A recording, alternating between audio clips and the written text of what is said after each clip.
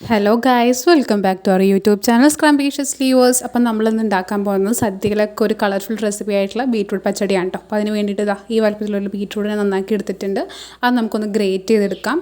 അപ്പോൾ നിങ്ങൾക്ക് ഏത് ഷേപ്പിൽ വേണമെങ്കിലും ഗ്രേറ്റ് ചെയ്തെടുക്കാം കേട്ടോ. എന്നിട്ട് അങ്ങനെ ഗ്രേറ്റ് ചെയ്ത് വെച്ചാൽ ബീട്രൂട്ട് നമുക്ക് മാറ്റി വയ്ക്കാം. ഇനി നമുക്ക് ഒരു അരമുറി നാളികേരം വേണം, പിന്നെ 2 പച്ചമുളക്, ഒരു ചെറിയ കഷ്ണം ഇഞ്ചി. അപ്പോൾ പച്ചമുളകിന് എരിവുണ്ടെങ്കിൽ 2 എടുക്കേണ്ട, ഒരെണ്ണം മതി കേട്ടോ.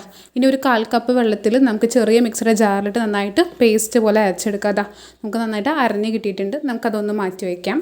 ഇനിയിപ്പോൾ നമ്മൾ ചെയ്യാൻ പോകുന്നത്, നമ്മൾ നേരത്തെ ഗ്രേറ്റ് ചെയ്ത് വെച്ചിട്ടുള്ള നമ്മുടെ ബീട്രൂട്ട് ചട്ടിയിലേക്ക് ഇട്ട് കൊടുക്കുക. എന്നിട്ട് അതിലേക്ക് കുറച്ച് ഒരു 1/4 കപ്പോളം വെള്ളം ചേർത്ത് കൊടുക്കുക. പിന്നെ ആവശ്യത്തിനുള്ള ഉപ്പ് കേട്ടോ, ഉപ്പും കൂടെ ആഡ് ചെയ്ത് കൊടുത്തിട്ട് നമുക്കിതൊന്ന് വേവിച്ചെടുക്കാം. അപ്പോൾ ഒരു 5 മിനിറ്റിനുള്ളിൽ തന്നെ നമുക്ക് ഇതൊന്ന് അടച്ച് വെച്ചിട്ട് വേവിച്ചെടുക്കാം. അപ്പോൾ ഇതിൽ ചേർത്ത് കൊടുത്തിരിക്കുന്ന 1/4 കപ്പ് വെള്ളം ഉണ്ടല്ലോ, അത് നന്നായിട്ട് വറ്റി വരും. അപ്പോഴാണ് നമ്മൾ മനസ്സിലാക്കുക എന്നിട്ട് ഈ നമ്മുടെ ബീട്രൂട്ട് വന്നിട്ടുണ്ടാവുമെന്ന്. അപ്പോൾ കറക്റ്റ് സമയമാകുമ്പോൾ വെള്ളമൊക്കെ വറ്റിയിട്ടുണ്ട്. ഇനിയിപ്പോൾ നമ്മൾ ഇതിനകത്തേക്ക് ആഡ് ചെയ്ത് കൊടുക്കാൻ വേണ്ടി പോകുന്നത്, നമ്മൾ തേങ്ങ, ഇഞ്ചിയും പച്ചമുളകും കൂടി ചേർത്ത് അരച്ചില്ലേ, അപ്പോൾ ആ മിക്സ് ഇതിനകത്തേക്ക് ആഡ് ചെയ്ത് കൊടുക്കുക.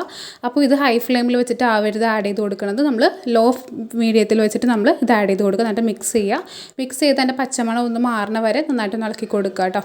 എന്നിട്ട് നന്നായിട്ട് ഒരു 2 മിനിറ്റോളം ഹൈ ഫ്ലെയിമിൽ വയ്ക്കാതെ ലോ ഫ്ലെയിമിൽ വെച്ചിട്ട് നന്നായിട്ട് മിക്സ് ചെയ്തതിന് ശേഷം കുറച്ചൊരു 1/2 കപ്പോളം തൈര്, നമ്മൾ പുളി ഒരുപാടില്ലാത്തത് എന്നാലും കുറച്ച് പുളിയും വേണം കേട്ടോ. അപ്പോൾ അത് 1/2 കപ്പ് തൈര് നമുക്കൊന്ന് ഉടച്ചിട്ട് നമുക്കിതിനകത്തേക്ക് ചേർത്ത് കൊടുക്കുക. ഇപ്പോൾ ചേർത്ത് കൊടുക്കുന്ന സമയത്ത് നമ്മുടെ ഫ്ലെയിം ഓഫായിരിക്കണം, ഒരിക്കലും ഫ്ലെയിം ഓണാക്കി വെച്ച് ചെയ്യരുത് കേട്ടോ. അപ്പോൾ തൈര് ഒഴിച്ച് കൊടുക്കുമ്പോൾ ഫ്ലെയിം ഓഫാക്കി വേണം ചെയ്യാൻ. നന്നായിട്ട് മിക്സ് ചെയ്യുക. എല്ലാ ഭാഗത്തേക്കും തൈരും ഈ ബീട്രൂട്ടിൻ്റെ ഇതും കൂടെ മിക്സ് ചെയ്തിട്ട് വരണം. അപ്പോൾ അത് നല്ലൊരു പിങ്കിഷ് കളർ കിട്ടും അവിടെ, നല്ല ഭംഗിയാണ് കാണാൻ വേണ്ടിയിട്ട്. അപ്പോൾ നന്നായിട്ട് യോജിപ്പിച്ചതിന് ശേഷം നമുക്ക് ഇതിൻ്റെ ടേസ്റ്റ് ഒന്ന് നോക്കുക. അതിനകത്തേക്ക് നമ്മൾ ഫസ്റ്റ് ടൈം ഇത് വേവിച്ചപ്പോഴല്ലേ ഉപ്പ് ആഡ് ചെയ്തിട്ടുള്ളൂ, അപ്പോൾ നമുക്ക് ഉപ്പിൻ്റെ ആവശ്യം ഉണ്ടാവും. അപ്പോൾ ഈ സമയത്ത് നമുക്ക് ആവശ്യത്തിനുള്ള സോൾട്ടും കൂടെ ആഡ് ചെയ്ത് കൊടുക്കാം. അപ്പോൾ ഒരു 1/4 ടീസ്പൂണോളം സോൾട്ടും കൂടെ ആഡ് ചെയ്തിട്ട് നമുക്കൊന്ന് മിക്സ് ചെയ്യാം. അപ്പോൾ മിക്സൊക്കെ ചെയ്ത് ഒന്ന് മാറ്റി വെച്ചതിന് ശേഷം നമുക്കിതിനകത്തേക്ക് താളിച്ചൊഴിക്കാം.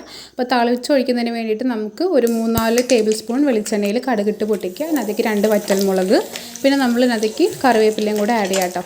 അപ്പോൾ 2 തണ്ട് കറിവേപ്പിലയും കൂടെ ആഡ് ചെയ്തിട്ട് നമുക്കൊന്ന് മൂപ്പിച്ചതിന് ശേഷം നമുക്ക് എന്ത് ചെയ്യാം, നമ്മൾ നേരത്തെ ഉണ്ടാക്കിയിട്ടുള്ള നമ്മുടെ ബീട്രൂട്ടിൻ്റെ മിക്സിലേക്ക് ഇത് ചേർത്ത് കൊടുക്കുക. അടിപൊളി പച്ചടി ഇവിടെ റെഡി ആയിട്ടുണ്ട്. അപ്പോൾ എല്ലാവരും സദ്യക്ക് ഒരു ബീട്രൂട്ട് പച്ചടി നിർബന്ധമായിട്ട് ഉണ്ടാക്കി നോക്കണേ.